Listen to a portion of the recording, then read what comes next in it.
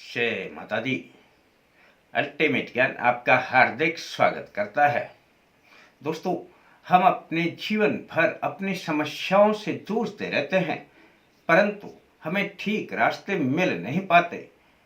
अब हम अपनी समस्याएं, हमारे अर्थ की समस्या, हमारे बच्चों के पढ़ाई की समस्या, हमारे पारिवारिक और बहुत सी समस्याएं, लेकिन इनके साथ में भी जब कोई ऐसी समस्या आ जाए जिनके बारे में हम सोचते भी नहीं हैं, तब तब बड़ा मुश्किल हो जाता है जीना। दोस्तों, ऐसी ही समस्या हुआ करती है किया कराया और खिलाया पिलाया का रोग।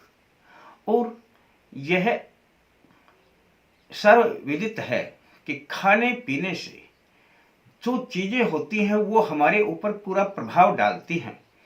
अब वह व्यक्ति किसी के द्वारा दी गई हैं या नहीं दी गई हैं, लेकिन खाने में जो चीजें जिस प्रकार की होती हैं उनका हमारे तंत्र पर पूरा प्रभाव पड़ता है।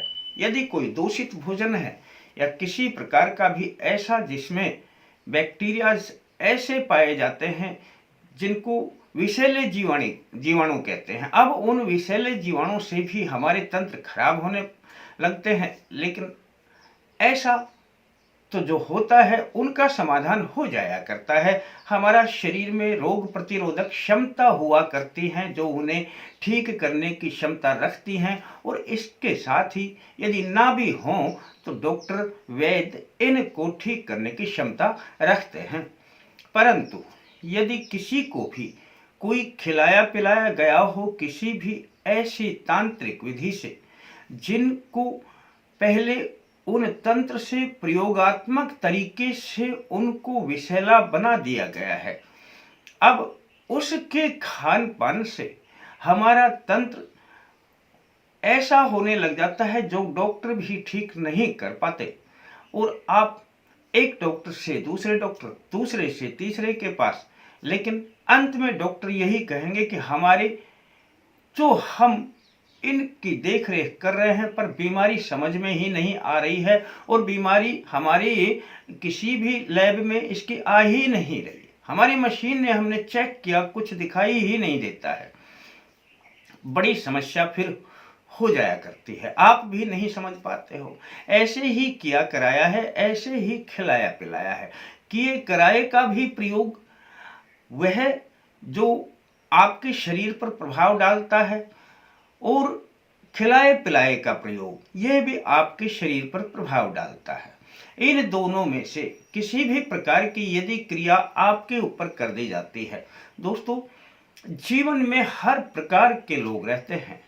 अब अनजान लोग तो किसी पर कुछ नहीं करते, लेकिन कुछ अपने परिचित लोग जो किसी न किसी कारणवश कोई ऐसा हुआ कि वे इन प्रयोगों को कर बैठते हैं, लेकिन उनसे भी ठीक नहीं हो पाता। करने के बाद वे भी शायद पछताते हैं या नहीं पछताते हैं, ये तो मुझे नहीं पता, लेकिन ठीक वो भी नहीं कर सकते।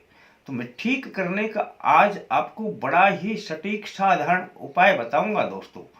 कैसा भी किया कराया हो, खिलाया पिलाया हो, और वह ठीक हो जाएगा। अब आप जिन मंत्र को करते हैं, जो भी पढ़ते हैं दोस्तों, आप कहेंगे मैं इतनी पूजा पाठ करता हूँ, इतनी बार मैं बजरंग बाण का पाठ करता हूँ, हनुमान चालीसा करता हूँ, परंतु मैं ठीक नहीं हो पाता। इसका भी एक कारण हुआ करता है दोस्तों, अनायास ही हम मान बैठते हैं कि उस व्यक्ति ने हमारे ऊपर कुछ किया है। अब भले ही वो करे ना करे, उससे कोई फर्क नहीं पड़ता। आप उसका नाम लेंगे तब भी कोई फर्क नहीं पड़ता, लेकिन किसी के प्रति ऐसे विचार रखने से आपका मन दूषित होने लग जाता है, और जब दूषित मन होता है तो आपका बजरंग बाण का पाठ क्या, आप जो भी करेंगे उस दूषित मन से आपका प्रयोग सफल नहीं होता है, और देव कृपा भी नहीं आती है। दंड देने का अधिकार और न्याय करने का अधिकार केवल न्याय अधिकारी हमारे शनिदेव के पास होता है। परमपिता परमेश्वर ने जो रचना रच दी है उसके खिलाफ आप न जाएं, भले ही वह दूसरा चला गया हो। लेकिन आज से एक बात गांठ बांध लें कि किसी ने कुछ भी किया हो, क्या कराया हो, खिलाया पिलाया हो, लेकिन उसके प्रति आप कभी भी ये ना सोचें कि इसने मेरा ऐसा कर दिया और जगह जगह पर उसका प्रचार प्रसार ना करें। ऐसा करने से आपके मन में जो विकार पैदा होंगे, फिर आप स्वयं अपने मंत्रों के द्वारा या विधियों के द्वारा उसे ठीक नहीं कर पाएंगे और आपके तंत्र खराब होते चले जाएंगे। तंत्रों का खराब होना शुरू शुरू में तो आपको दिखाई नहीं देता, परंतु जब वह तंत्र 70 से 75% तक खराब हो जाते हैं, तब आपको अनुभव होता है कि यह क्या हो रहा है और फिर उसका कोई इलाज नहीं हुआ करता है। दोस्तों, यदि लगते हैं कि लक्षण है किसी डॉक्टर से कोई बीमारी ठीक नहीं हो रही है, डॉक्टर की समझ में ही नहीं आ रही है, तब भी प्रयोग करने में जाता क्या है? आप किए कराएगा करें, खिलाए प्रयोग करने में कुछ नहीं जाएगा, होगा तो ठीक हो जाएगा और नहीं होगा तब भी कुछ ना कुछ प्रतिशत आपको राहत अवश्य मिलेगी। डॉक्टर की दवा काम करने लग जाएगी और आपको रास्ते मिलने लग जाएंगे। बस आप किसी के प्रति आज से ये सोचना बंद कर देना कि किसी ने कुछ मेरे ऊपर किया है या उसने किया है, ऐसा सोचना बंद कर दें। प्रयोग बहुत छोटा सा है, बता दूंगा दोस्तों। 1 ग्राम आपने केसर बाजार से लेकर के आनी है। केसर का नाम तो आपने सुना होगा। केसर कुछ है तो बहुत महंगी आती है, परंतु 1 ग्राम की एक डब्बी लाना, उसमें 1 ग्राम ही बहुत रहेगा आपके लिए और काफी दिन तक काम आएगा, वो बचा रहता है। अब 1 ग्राम की केसर ले आना। दोस्तों, इस केसर में जो गुण है, बहुत से तांत्रिक इसे जब अपना यंत्र वगैरह कागज पे बनाते हैं तो इस केसर को ही पानी में डालकर इसकी कलर को उसके ऊपर चढ़ाते हैं। आप जान नहीं पाते हैं कि इस केसर का उपयोग क्या है। 50% उनका यंत्र काम करता है तो 50% इस केसर, ये जो केसर है यही काम करती है। आपको मैं बड़ा साधारण प्रयोग बताऊंगा, कैसे से कैसा हो, कैसे से कैसी पैदा हो, परंतु आप में खिलाए पिलाए का असर रहेगा ही नहीं। करके देख लेना दोस्तों। बुधवार से इस प्रयोग को किया जाता है। बस जरूरत है आपके पास में एक माँ शेरा वाली की फोटो होनी चाहिए और तस्वीर माँ शेरा वाली की हर घर में मिल जाया करती है। बुधवार के दिन आपने इस प्रयोग को शुरू करना है तो पूरब की ओर मुख करके बैठ जाएं, अपने सामने मां शेरा वाली की तस्वीर रख लें। अब दीपक जलाते हैं तो आपकी मर्जी, अगरबत्ती जलाते हैं तो आपकी मर्जी, धूप बत्ती जलाते हैं तो आपकी मर्जी, कुछ जलाएं ना जलाएं कोई फर्क नहीं पड़ता, पर एक गिलास में पानी भर करके अपने सामने जरूर रख लेना। सामने फोटो होगी और बीच में आपने जल का एक गिलास रख लेना है और उस जल के गिलास में आपने 3 या 4 पत्तियां केसर की डाल देनी है, जो केसर आपने पहले ही बाजार से ला करके रखी हुई है। बस इतना सा काम है। जल सामने रखा हो और उसमें आपने 3-4 पत्तियां केसर की डाल देनी है। बस दोस्तों, माँ शेरा वाली का ध्यान करना है और माँ शेरा वाली का ध्यान करते हुए माँ शेरा वाली से बोलना है कि माँ, मेरे ऊपर जो भी किया कराया है, खिलाया पिलाया है, वह सब दूर हो जाए, तुरंत नाश हो जाए और मेरा शरीर स्वस्थ हो जाए। मैं आपके चरणों में अपनी विनती लगाता हूं। इतना सा आपने बोलना है। आवाज में बोले, मंदा बोले, मन में बोले, कोई फर्क नहीं पड़ता दोस्तों, पर बोल देना। ये विचार आपके होने चाहिए।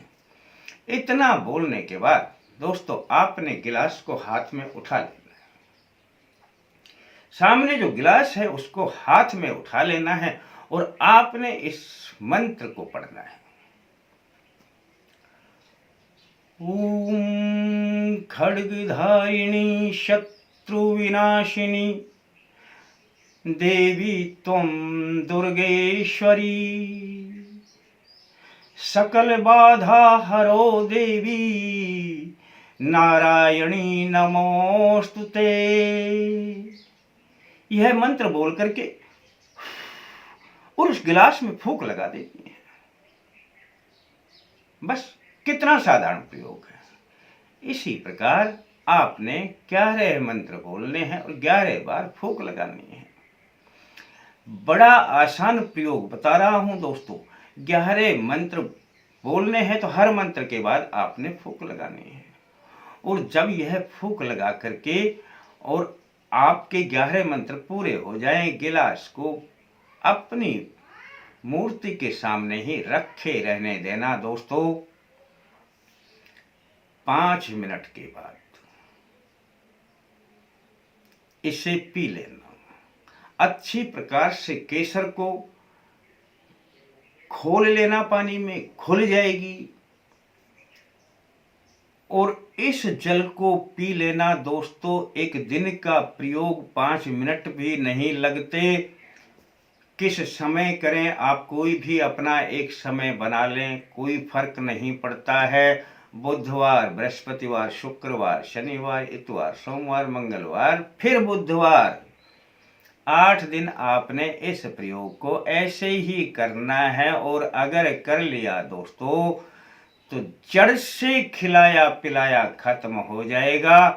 किसी की तरफ, किसी के मुंह की तरफ ताकने की जरूरत नहीं है कि कोई मुझे ठीक करेगा। आप हिंदुस्तान के किसी कोने में घूम लेंगे ना, कोई आपको ठीक नहीं कर पाए तो अल्टीमेट ज्ञान में आ जाना और इस वीडियो को ढूंढ लेना, कर लेना दोस्तों। हाँ, करेंगे तो अवश्य ठीक हो जाएंगे और नहीं करेंगे तो जैसा चलता है वैसा चलते रहने देना।